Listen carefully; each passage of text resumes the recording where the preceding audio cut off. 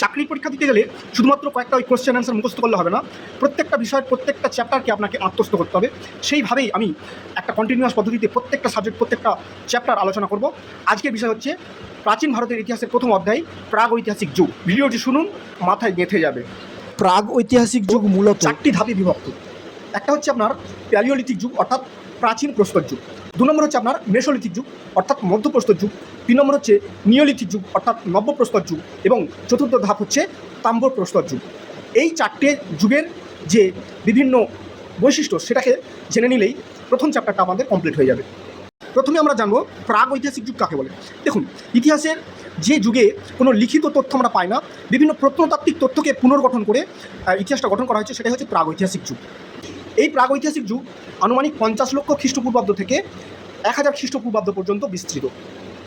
প্রথম ধাপ প্যালিওলিথিক যুগ, এটা তীব্র হিমবাহ এবং কম আর্দ্রতা অর্থাৎ বরফ যুগে বিস্তৃত হয়েছিল। সময়কালটা ছিল 50 লক্ষ খ্রিস্টপূর্বাব্দ থেকে 10,000 খ্রিস্টপূর্বাব্দ। এই সময় মানুষরা যাযাবর শিকারী এবং খাদ্য সংগ্রাহক হিসাবে পরিচিত ছিল। দ্বিতীয় ধাপ হচ্ছে মেসোলিথিক যুগ, এটা বিস্তৃত হয়েছিল আনুমানিক 10,000 খ্রিস্টপূর্বাব্দ থেকে 6,000 খ্রিস্টপূর্বাব্দ পর্যন্ত। এই সময়কার প্রধান বৈশিষ্ট্য ছিল 1 সেন্টিমিটার থেকে 4 সেন্টিমিটার ক্ষুদ্র পাথরের বিভিন্ন সরঞ্জাম অর্থাৎ মাইক্রোলিথের ব্যবহার এবং তীর ধনুকের প্রবর্তন। তৃতীয় ধাপ হলো নিওলিথিক যুগ অর্থাৎ নব্যপ্রস্তর যুগ। এর সময়কাল ছিল আনুমানিক 6,000 খ্রিস্টপূর্বাব্দ থেকে 1,000 খ্রিস্টপূর্বাব্দ। এই সময়কার প্রধান বৈশিষ্ট্য হলো খাদ্য সংগ্রহকারী থেকে এরা স্থায়ী খাদ্য উৎপাদনকারী হিসাবে পরিণত হয়েছিল। এই যুগের মূল 4টে স্তম্ভ ছিল কৃষি, পশুপালন, পালিশ করা পাথরের সরঞ্জাম এবং মৃৎশিল্প।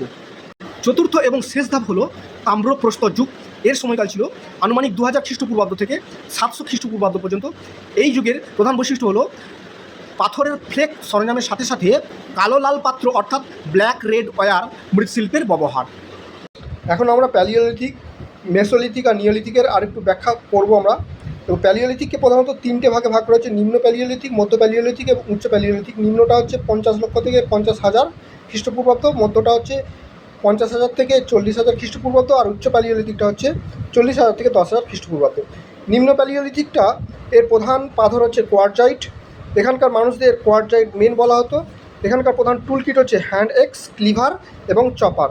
প্রযুক্তিগত ঐতিহ্য অনুযায়ী এখানে হচ্ছে সোনিয়ান সংস্কৃতি, সেটা সোয়ান নদীর তীরে, আর অ্যাচিউলিয়ান সংস্কৃতি সেটা হচ্ছে দক্ষিণ ভারতে প্রচলিত ছিল। এবার মধ্য প্যালিওলিথিক ফ্লেক্স সরঞ্জামগুলির দিকে স্থানান্তরণ হয়। কোয়ার্টজাইট ধীরে ধীরে চাট, জ্যাসপার, ফ্লিন্ট ইত্যাদি সূক্ষ্ম দানাদার শিলার দ্বারা প্রতিস্থাপিত হয়। এখানকার প্রধান টুল কিট ছিল স্ক্র্যাপার, বোরার এবং পয়েন্টার। আপার প্যালিওলিথিকের ক্ষেত্রে ব্লেড সরঞ্জাম এবং হাড় শিল্পের উত্থান দ্বারা চিহ্নিত হয়েছিল। এখানকার টুল কিট ছিল বুরিন, সূঁচ, হারপুন এবং মাছ ধরার হুক।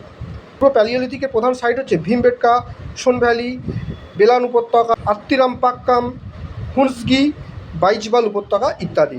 মেসোলিথিক বা মধ্যপ্রস্তর যুগের ক্ষেত্রে যেটা ছিল 10,000 থেকে 6,000 খ্রিস্টপূর্বাব্দে, হলোসিন যুগের সূচনার সাথে এটা মিলে যায়। এখানে হিমবাহের পশ্চাৎপসরণ দ্বারা এটা চিহ্নিত করা হয়েছিল। আর এখানকার বিশেষ স্থান হচ্ছে বাগড়, আদমগড়, লংহানাজ, দামদাম এবং বীরভানপুর।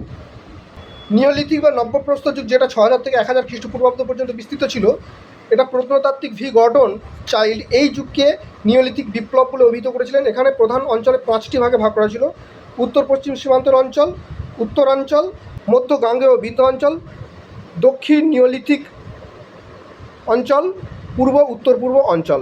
আচ্ছা, এখানে উত্তর পশ্চিম সীমান্ত অঞ্চলের প্রধান স্থান ছিল মেহেরগড়, উত্তর অঞ্চলে হচ্ছে বুরজাহাম, মধ্য গাঙ্গেয় বিন্ধ্য অঞ্চলে ছিল কলদিওয়া এবং চিরান্দ, দক্ষিণ নিওলিথিক অঞ্চলের প্রধান অঞ্চল ছিল বুদিহাল, পিকলিহাল এবং পায়ামপল্লী, পূর্ব ও উত্তর পূর্ব অঞ্চলে প্রধান স্থান ছিল দাউজালি, হার্ডিং, সারুতারু।